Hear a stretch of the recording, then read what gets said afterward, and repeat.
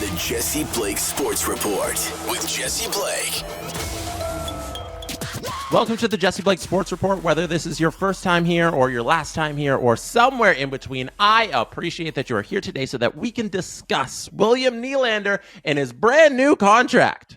In this brand new year of 2024, William Nylander is on the verge of signing an extension with the Toronto Maple Leafs. It is going to be somewhere 8 years in the neighborhood of $11 million. And we know this because earlier this week, Nick Kypreos on Kipper and Bourne on Sportsnet revealed that Brad Treliving, GM of the Toronto Maple Leafs, and William Nylander's agent are deep into negotiations, and the number looks like it's going to be somewhere 11.25-ish over the course of 8 years. We got further reporting from the Chris Johnston show with Chris Johnston and Julian McKenzie. And Chris Johnston revealed that it's not really imminent that the contract could get signed. It could be like immediate. We could get the reveal that the Leafs are doing it at the end of this week or next week or something like that. But it could also take like a month.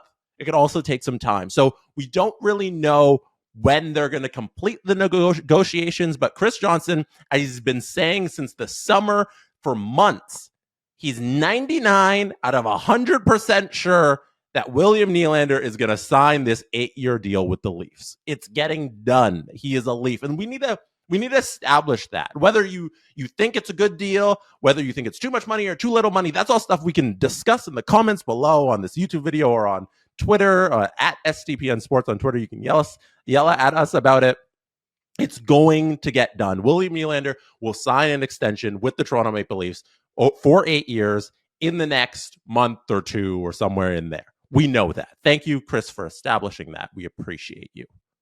So, now that we know it's happening, let's talk about if they should do this and if this is a right way to build your roster. Because the Toronto Maple Leafs are entering unprecedented territory with this signing. They are already in unprecedented territory with the way they have constructed their current lineup. Right now, the Toronto Maple Leafs have 3 players that make double digits AAV. They have Mitch Marner making 10.9. They have Austin Matthews, who's making 11, but next year that contract bumps up to 13.25. And they have John Tavares, who signed for 1 more year at $11 million.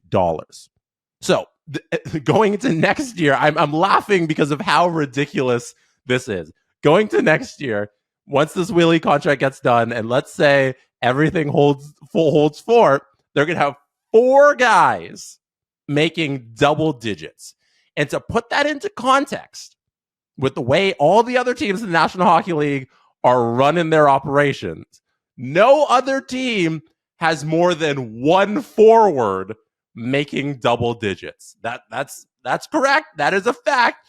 No other team has more than 1 forward making double digits. And if you go beyond just forwards, there's only 2 teams in the National Hockey League who have 2 players making double digits.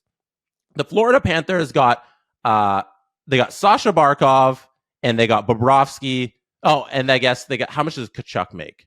Is Tkachuk double digits too? Matthews 9.5. Yeah, so the Florida Panthers got 2 guys, Bobrovsky and Barkov, and then the Kings got Doughty and they got Kopitar, who each make double digits there.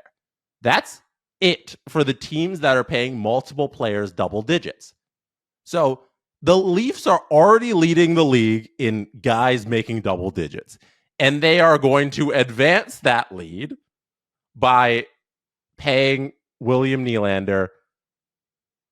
I just wanted to check on Cale Makar. Yeah, Cale Makar is making $9 million. I'm not freaking out about that. All right, $9 million. So the Leafs are going to advance their lead they're already up by 1 on every other team. They're going to advance that lead, and they're going to go up by 2 on every other team. And is this a correct way to build your roster? Can the Leafs win a Stanley Cup? Because that's the ultimate goal here. The ultimate goal is they want a playoff round with this roster. So we know they can win 1 round and then they can get curb stomped by Florida in the second round. They know that's possible with the way they're constructing the roster. But with the salary cap going up by $4 million and expecting to go up over the next couple of years, with John Tavares' number coming off the books for 1 season, My whole thing about the William Nylander contract has been it's one season of pain. We know it's going to get done. So you swallow one season of pain with John Tavares on the books at 11. And then you have a new contract with him that's hopefully in the neighborhood of $7 million, somewhere in maybe 8. Like 8 might be pushing it. But if he can take like the biggest hometown discount, because we know somebody else would pay him a whole bunch of money. But if John Tavares can take a huge hometown discount, 1 year of a really strung together roster makes a little bit more sense. And also, Mitch Marner's up at the end of next year. Going into last season's off season, Mitch Marner did not have trade protection. His no move clause kicked in on July 1st. There was a reasonable argument to move Marner's contract so that you don't have this real giant cap crunch for the 24-25 season. That didn't happen, so we can't relitigate history in that way. But it would have been interesting to do. Now you have the opportunity to where Mitch Marner is going to command a number in the similar ballpark as William Nylander, because the amount of points he put up, the amount of teams that are willing to pay it, he's going to want something Nylander-esque and a little bit more. So you have the opportunity at the end of next season to free up. If John Tavares is 11, but he kicks back to a 6 or 7, you free up 4 there. And Mitch Marner seems like the big question of where do you take that 10.9 he's making, the $11 million, and reallocate it to the rest of your roster? Is it a winning formula for next season? Because their window is every single year they have to be winning the Stanley Cup, right? So is it possible for the Leafs to string together a real cup contender with these 4 guys making all of this money? I have my doubts about that. I'm not really excited about seeing what next year's team can look like, but the 25-26 team is the one that looks like it's going to be the best version of the Matthews era Leafs, which isn't the best thing for fans. Like the cap has made this whole situation about looking at these teams like a real hellscape. Like, you don't want to be rooting for your team based on the cap, but that is the parameters that the league is working within. That is what our teams are looking at. And you can't just sign all the guys, else they would do it. And when the Leafs could sign all the guys when there was no cap, they still didn't win. So it doesn't really matter. But I'm looking forward to that version of the Leafs, because then we get the flexibility of where real money, real significant money is coming off the books. And this move, like for me, is like thumbs up, go do it, because the long-term prospects of the Toronto Maple Leafs look great. I think there's so much money coming off the books in a couple of years. Same with this offseason. You have a lot of significant one-year deals on the books this season. Bertuzzi's a UFA, Domi's a UFA. We have Brody's a UFA as well. Gio, and then Gio's a lesser contract, $800,000. He's 40, he might retire. Who knows? Lageson's a UFA. Martin's a UFA. And then you have money like Jake Muzzin's, Matt Murray's, and John Klingberg's, and Samsonov as well, all coming off the books. There's a lot of free money this offseason, but the 4 guys making double digits really crap crunches you. But in the following season, there's even more money coming off. So I'm very happy with where the Leafs sit in the distant future, in the season and a half future of the Toronto Maple Leafs. But I'm a little worried about how tight you got to make these budgets for the next season. And the money works, like Willie fits with everything. It's just, how do you build a real good roster around your giant 4 contracts when there's no room and there's no money available? A lot of guys love coming to Toronto on cheaper deals, which is like thumbs up. Use that to your advantage, Brad. Go do it. But I think like next year, the team might have to take a step back, or the guys who are making all the money step up, that's what the money's for. Step up and do it.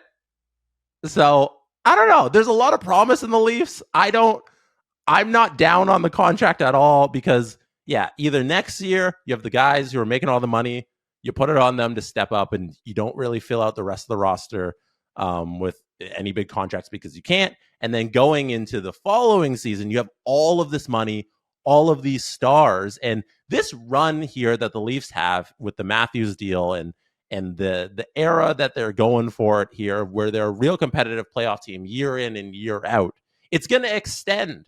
It's going to extend with this Nylander contract and with the contracts coming off the books and the prospects that look to be coming up and them not getting rid of draft picks as recently, and having a guy like Eason Cowan and Fraser Minton and Joseph Wall and Hildeby coming up and them filling out the rosters. Like, there's a lot of good stuff happening with the Leafs, and it might just be 1 year of everybody pull up your bootstraps. I don't swear on this podcast. Everybody pull up your bootstraps and get it together.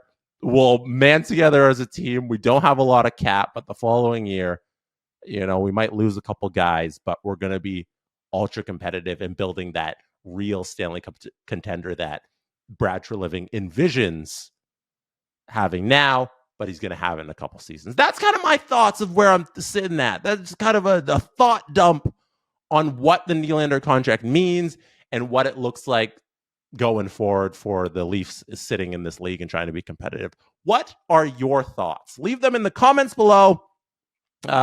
Just dump all of your Leafs trauma onto us, and we'll take a look and see if anybody's got any good ideas about how the Leafs can handle this new $11 million contract that's going to be on the books for them moving forward for the next 8 seasons. That is it for me today. Oh yeah, if you're not watching, also tweet or Instagram us at SDPN Sports everywhere. Fire it there if you want as well. That is it for me today. I'll see you again soon. Thank you for being here. You could have been anywhere in the world, but you chose to be listening or watching this podcast right now, and I appreciate you for that. Good night from Toronto.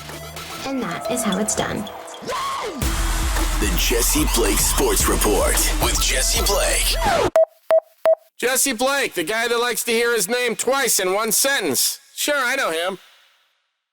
No, he doesn't have an ego at all.